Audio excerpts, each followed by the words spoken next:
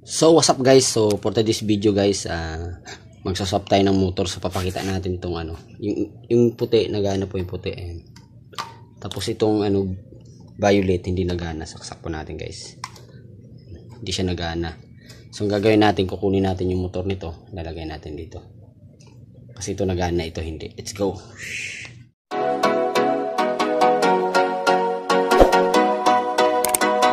So yan na nga guys, so papaganahin natin itong itong violet, kasi maganda kasi ito guys, meron siyang EDC. Ito kasi guys, hindi niya talaga motor to. So ito walang paaling, tingnan mo, wala nga yung butas niya.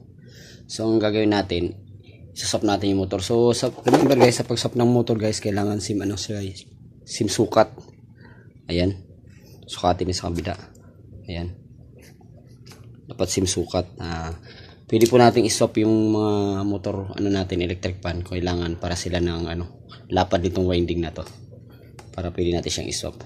So ang gagawin natin dito guys, tanggalin natin ang motor bawat isa, then natin. So itong isa guys, ayan, ito yung motor niya. So same lang sila ng shafting, pwede yung ang ipapalit mo lang talaga dito yung motor. So tanggalin ko lang muna itong dalawa guys. Let's go. So yun guys, so una nating babaklasin itong violet. So sa pagbaklas ito guys, so yan, so hindi mo na hindi mo lang muna to dito, ito, para mabaklas natin yung motor. So yun, tanggalin na natin to. Okay naman yan, pusa namin. Ayan, may pusa kasi akong laga guys, ayan. So hindi alam. So yan, tanggalin na natin to. So pagkatanggalan natin guys, yung ilalim naman, ito tanggalin din natin to.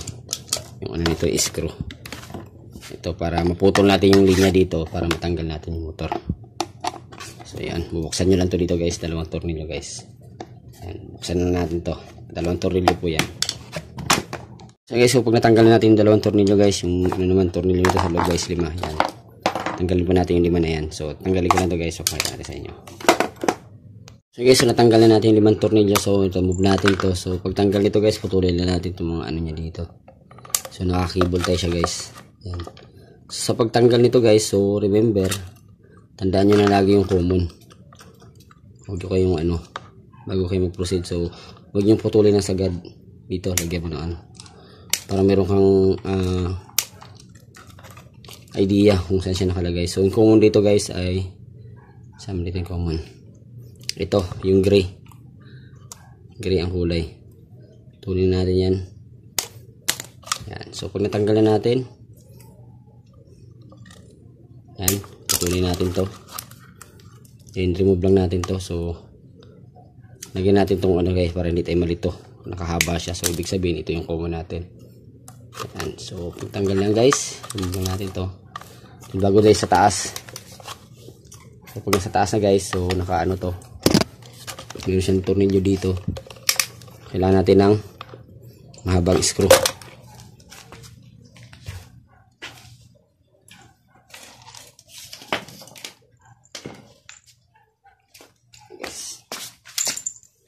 Para ma-remove natin to. Tanggalin natin to guys. Ayan.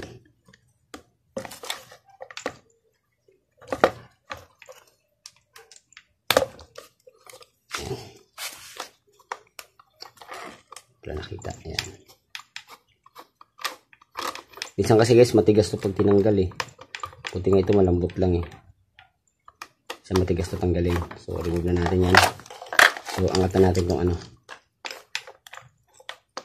ayun na pala natin guys, kasi isusap pala natin motor. So putulin na natin dito. Ayan, putulin. So yun, tanggalin ko lang to para mabuksan natin yung Tara, let's go. So guys, so kahit putulin na lang pala natin to, kasi wala na pala tong wala na pala tong connection, gawa ng sira pala yung motor nito.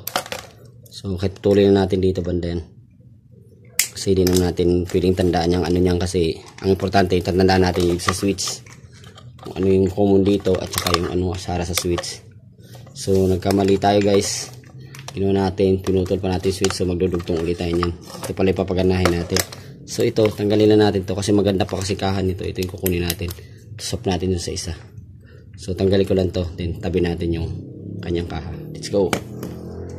Okay, so tanggalin na natin. So may 4 na tornilyo pala to guys. So tinanggalan natin. So ito guys, ganda pa sana ng motor niya. Kailang no power guys. So papakita ko pala sa inyo guys kung bakit mahina ang ano nito guys, yung mahina na yung hatak ng kanyang winding. So kintab pa naman siya, bakit ganon? Mahina na yung hatak ng ano niya, motor winding niya. So kailangan replace na to. So yung isa na naman tanggalin natin guys. So ito, wala na to. Pwede na itong ikalakan. Pwede nang ibenta sa junk shop to. So pagkakapirahan natin yan. So tabi na natin. Tanggalin naman natin yung isa. Kasi kukunin natin yung motor. Yung isa na naman guys. Let's go. So ito yung isa guys. So pagtanggal natin dito, ito lang yung i-remove natin kasi motor winding na naman kasi kukunin natin dito.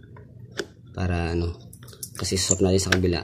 So remember guys, sa pag-swap pala guys, sama ano, dapat para sila ng lapad ng motor winding kasi pagka magkaiba guys, so maiinit po yung motor natin. So ito, bubuksan natin to.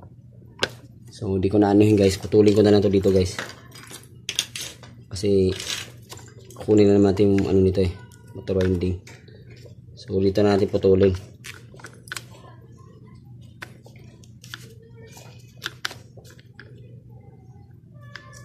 So ito muna tanggalin muna natin yung motor. Kasi yung ano pala natin dito yung kanyang common. Pero pagka manggagawa ka guys, hindi ka na malilito sa common yan. Hindi na lang kabisaduhin yan. Tigas, ayan. So kailangan na natin dito yung motor. So tanggalin ko na to guys. Meron siyang 4 na tornilyo guys. Kunin natin yung motor kasi i-replace natin sa kabila. So tanggalin ko lang na guys. Hindi ko napapakita sa inyo. Baka sabihin nyo cut na naman. So di ko na papakita kasi mahaba po yung video natin. So guys, so tatanggalin ko na. Natanggal ko na yung 4 na tornilyo niya. So yan, so pag remove guys, so tinanggal mo yung capacitor. So ingatan mo lang na hindi matamaan yung winding guys. So dito tayo. Proceed natin to dito para alam natin kung saan ang common. Kabalat kasi. So kahit dito tayo. Dito natin putulin guys. Kaya natin dito. Let's go. Yan.